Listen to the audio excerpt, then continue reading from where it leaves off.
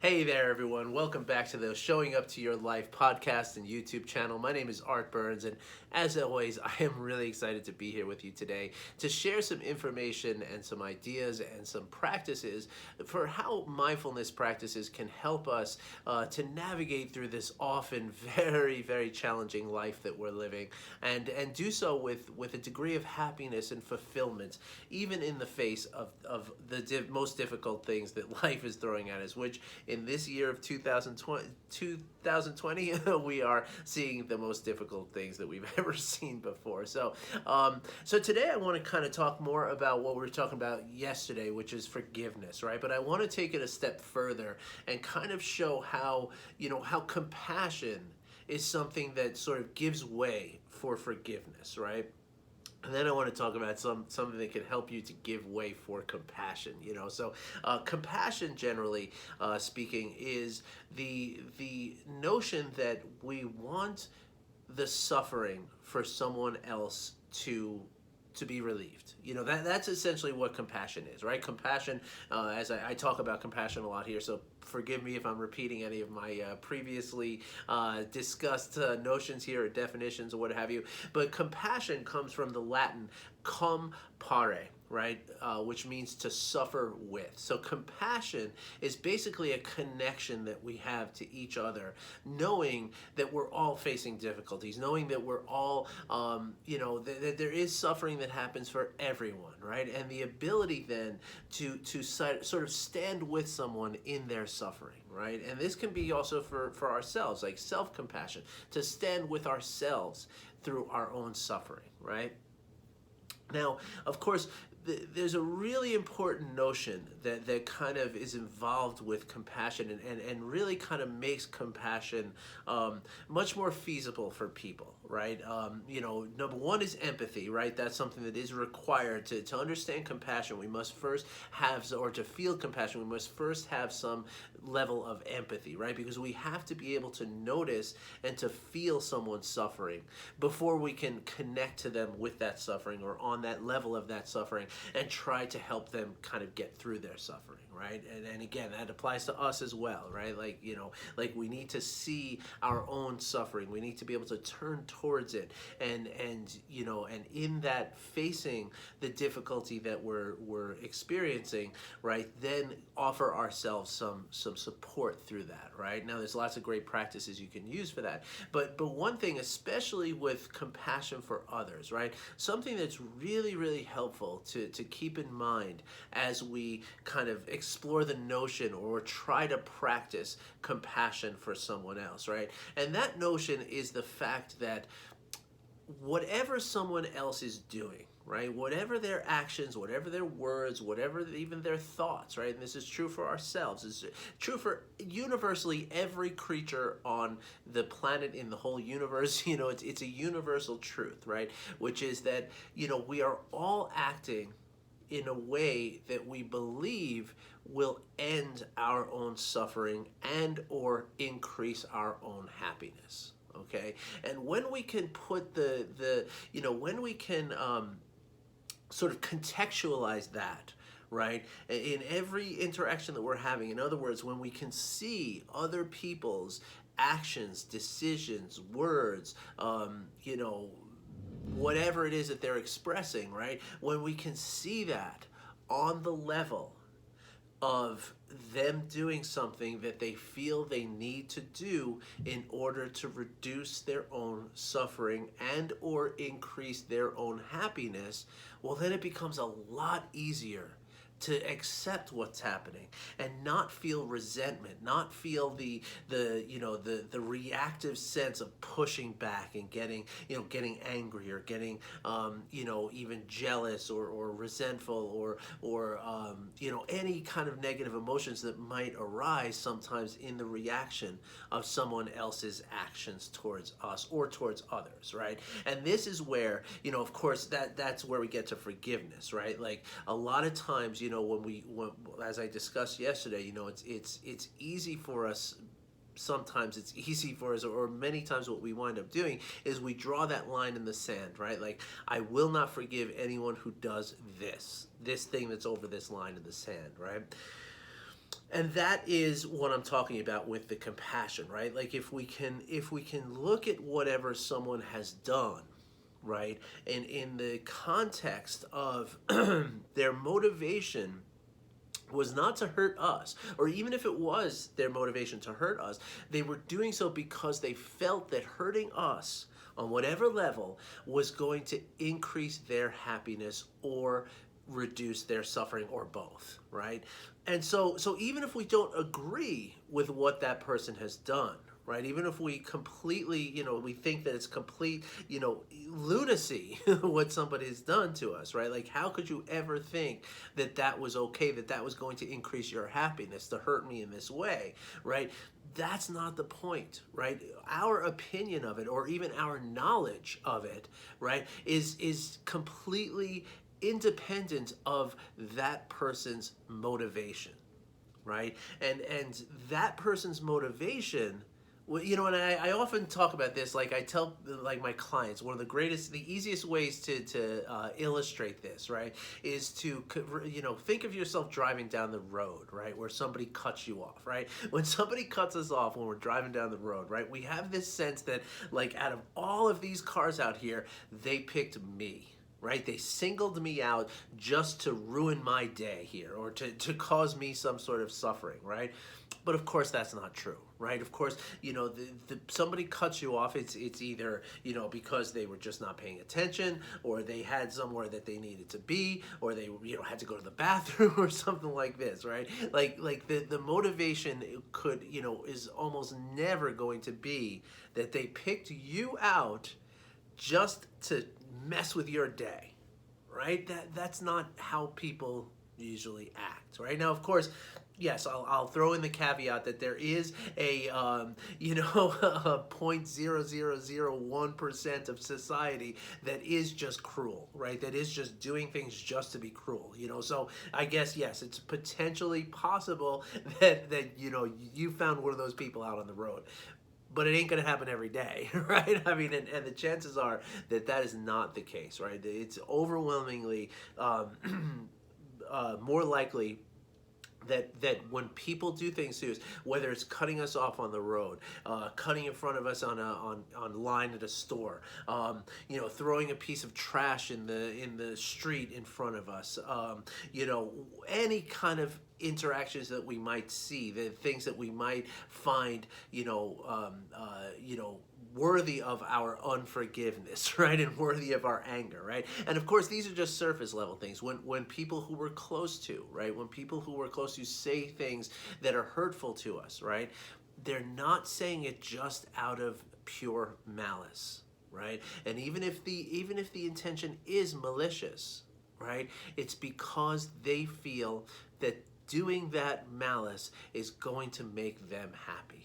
Right? And so when we can contextualize it in this way, right, it becomes much easier then to accept people's behavior without our reactivity to it, right? And also it becomes infinitely easier to forgive someone when we can see it on that context, right? And so that brings me to this sort of next step in the evolution of this kind of concept, right?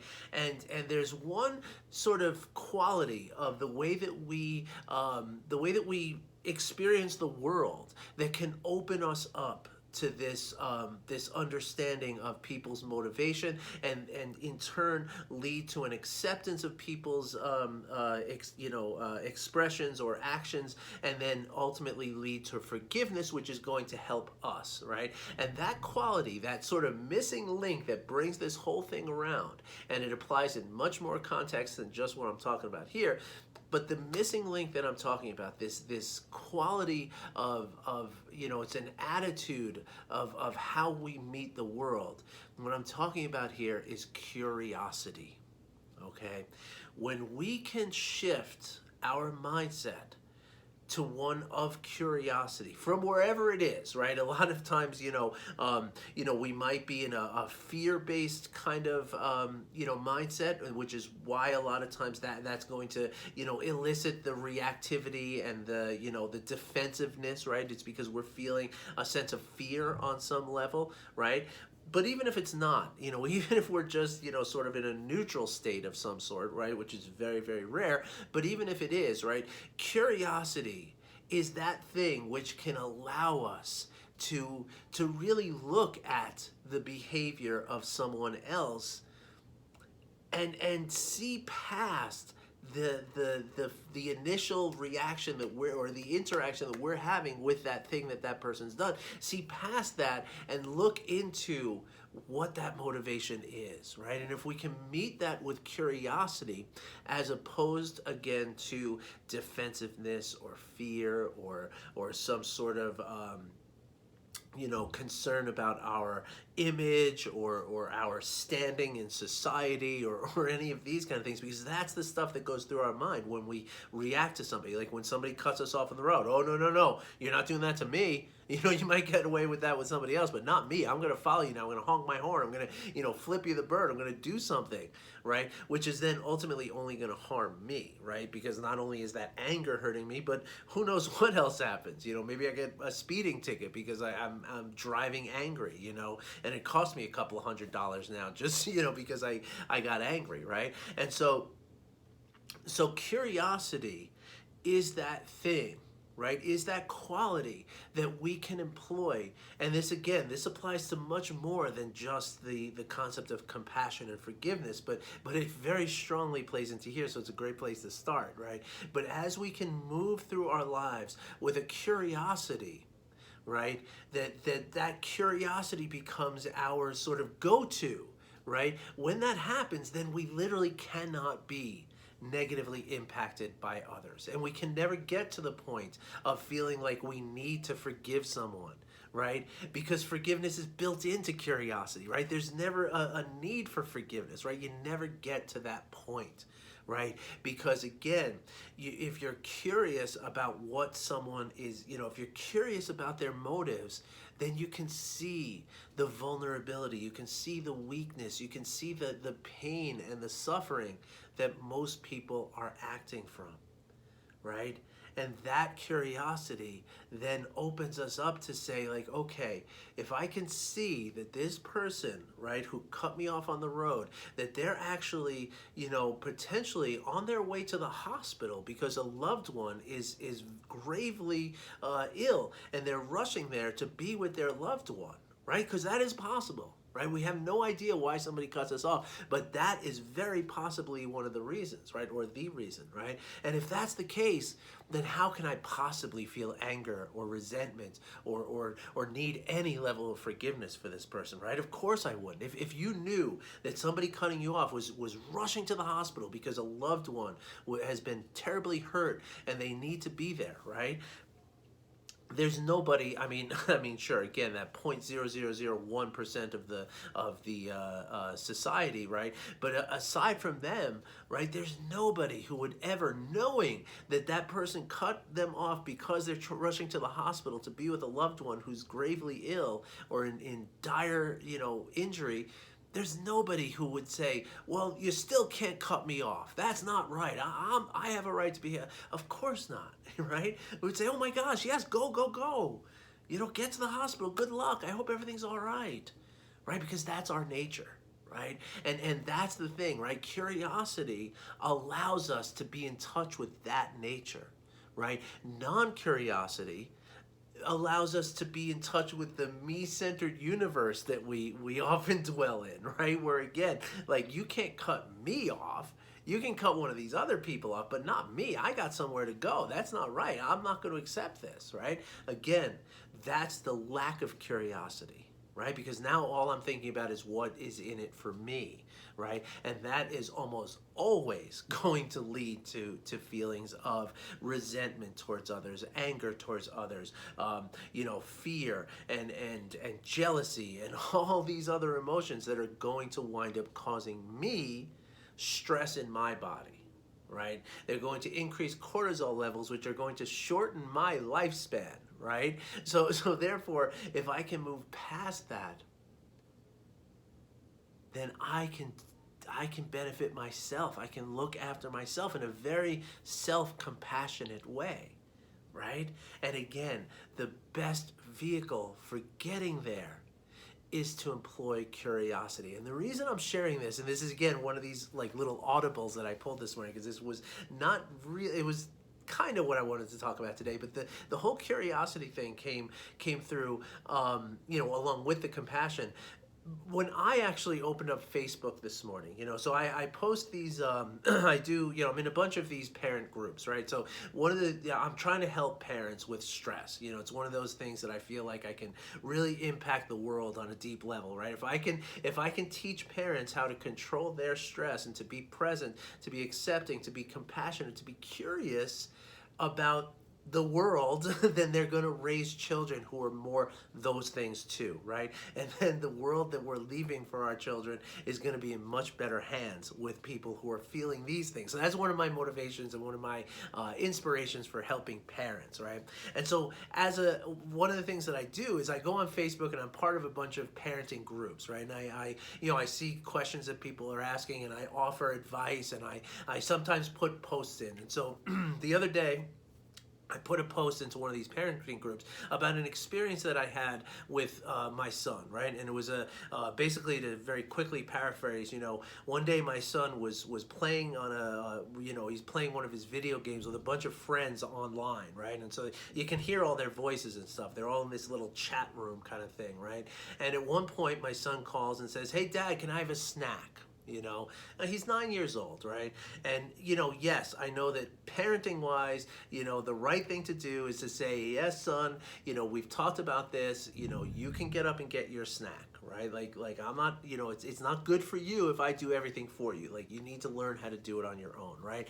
But in that moment, right, I stopped myself from saying something like that, and I took stock in what was really happening. Okay, I had a little pause and I just considered what was really happening here. Okay, and here's a couple of things that I came up with. Right, number one, my son is in the 5th or 6th month of quarantine. He's not having his normal time out in the playground with kids. He's not seeing all his friends that he loves. He's not, his life has been turned upside down in a very, in a way that he has no control over, and it must be weighing very heavily on him, right?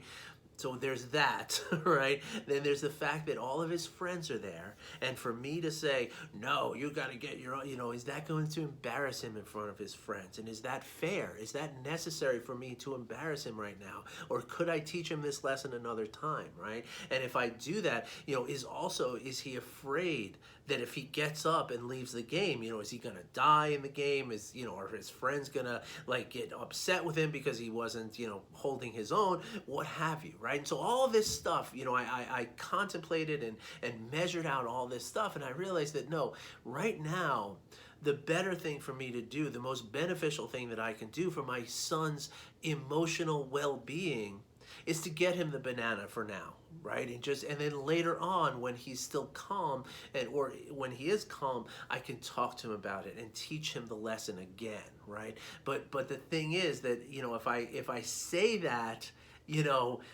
if I just say, "Okay, no, get your own banana, I'm not doing it for you," well, then what he does is he gets into the fear-based stress response himself, right? Because now he's afraid of his friends, he's afraid of, maybe me, I don't know.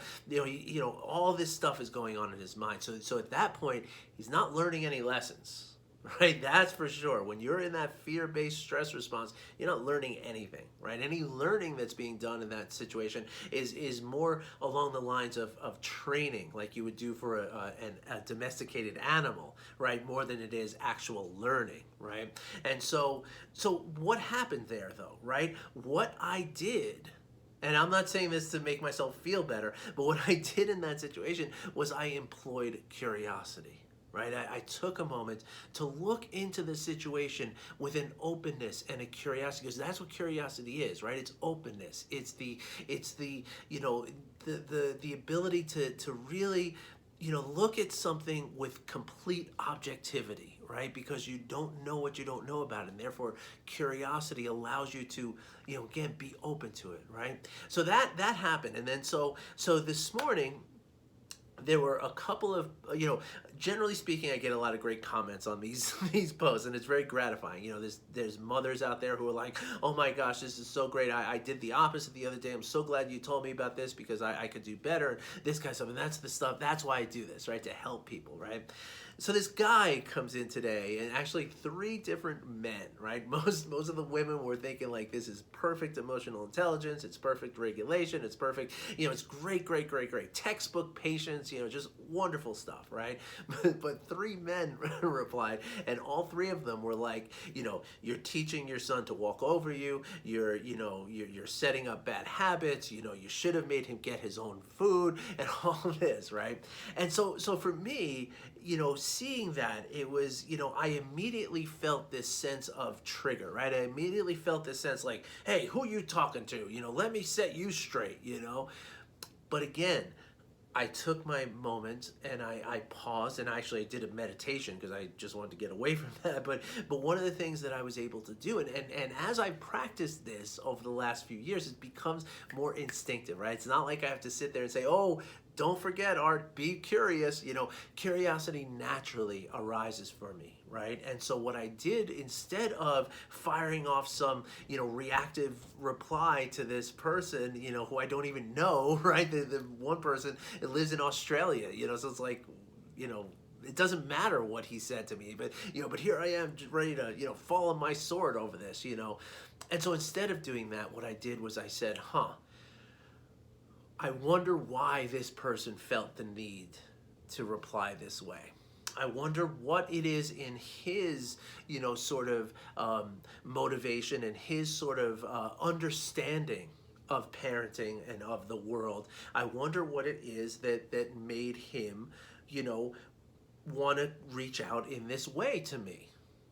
You know, and what that allowed me to do, it changed everything, right? Because all of a sudden now I was looking with curiosity not only at his motivation, but actually even in the words that he used, right? And now I was able to say, well, it's possible that he didn't mean that the way that I'm taking it to mean it. Right? It's possible that he meant something else. It's possible that, you know, that he's coming from a place of, you know, of fear. You know, it's possible that he is, that he's afraid of his children growing up without self-reliance, without self-sufficiency, without responsibility, you know, and so therefore he's afraid to have that moment of emotional intelligence, right? And he's going to sacrifice that.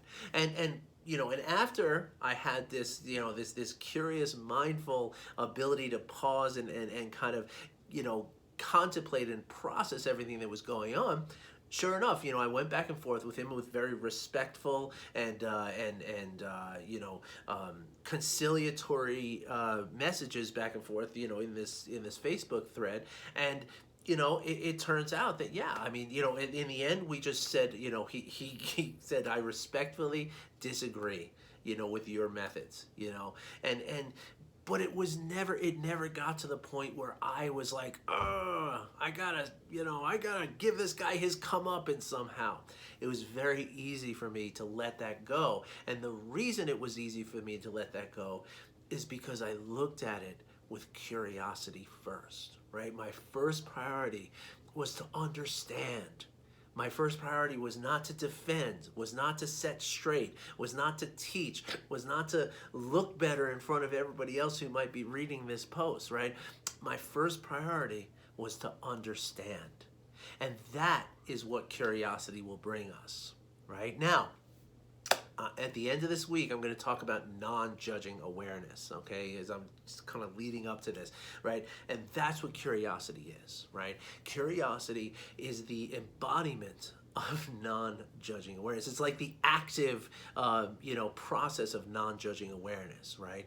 And non-judging awareness is something that naturally arises from the kind of practices that I talk about here, okay? So when we practice mindfulness and we practice formal and informal meditation, we naturally develop a non-judging awareness of what is happening around us and inside of us. And in that process, we then develop a natural curiosity, Okay, it's something that's called the beginner's mind in these circles of mindfulness. And that is, something that will serve you forever. and not only will it serve you forever, but again, if you are a parent, or if you are responsible for employees, or if you just want to be a good, role model for those people around you, right? Whether they're older than you or younger than you, you can be a role model in any context, in any relational context that way. If you apply curiosity, if you meet the world with curiosity, with compassion that arises with curiosity, with the acceptance that becomes possible because of the curiosity and the compassion, and you're doing it all with a presence which gives way to all of the rest of it, well, then that's what you're going to model for those people around you, right? You're going to be the person who is not angry, not resentful. You're going to be the person who looks more intelligent, or is more intelligent, in fact, because that's what this is, right? This is emotional intelligence, and it actually is, Daniel Goleman, I'm pointing at my books here because Daniel Goleman, has a book that's subtitled, the title is Emotional Intelligence, and the subtitle is How It Can Mean More Than Your IQ, right? So in terms of measuring one's true smarts, it's actually emotional intelligence is actually a bigger indicator and a more accurate barometer of your intelligence overall than your IQ would be. So if you would like to get into some of these practices, okay, and here's what we're talking about, folks, okay, we're talking about, a matter of weeks before you start seeing real differences in your life, okay? Weeks at 10 minutes a day. That's it. That's all we're talking about. 10 sweet minutes per day. And you don't start out with 10 minutes a day either. You start out with 1 minute a day or 2 minutes a day. And you gradually you build up, to the 10 minutes. And by the time you do that, again, within just a few weeks, you're going to start seeing enormous differences in the way, that you interact with the world around you. Right? And again, that's with your children, with your spouse, with your friends, with your reports or managers, with, store clerks, with baristas, with police officers who pull you over, and you might get less tickets and more warnings, and this kind of stuff. So if you'd like to learn about some of these practices, I would be honored to help you to get into them. And all you got to do is get in touch with me. Okay, you can go over to my website, artburnscoaching.com, and if you go on the link that says book a free call, okay, what that is that's a free coaching session for you. Okay, it's completely complimentary, and it is a 45-minute session that you will get to understand what a coaching session is all about. And I would love to be the one to introduce you to that, because coaching is a very wide range of things, and the way that I approach it, I think it's my opinion that it's my curious opinion that it's a well it's a compassionate approach, right? It's not a like a boot camp kind of approach, and so I think you might like it. And if you do like it, then we can talk about further coaching sessions. And if you don't like it, you're going to walk away with this amazing experience and some really important, valuable lessons and instruction that will carry you to wherever you want to go with this mindfulness, practice. All right. So artburnscoaching.com. Click on the link that says book a free call, or if you'd like, you can just email me, or put a link, a comment below if you're watching this on YouTube or in the podcast. I don't think you can really leave messages there, but you can certainly just email me at art@artburnscoaching.com. Either way, would love to hear from you, and I'd love to get to help you.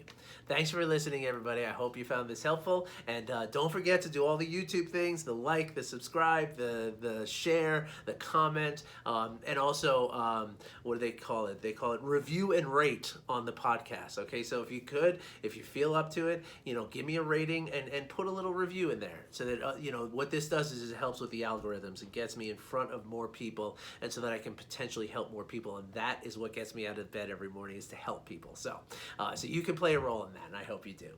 Thanks for listening, everybody. I wish you well. Take care.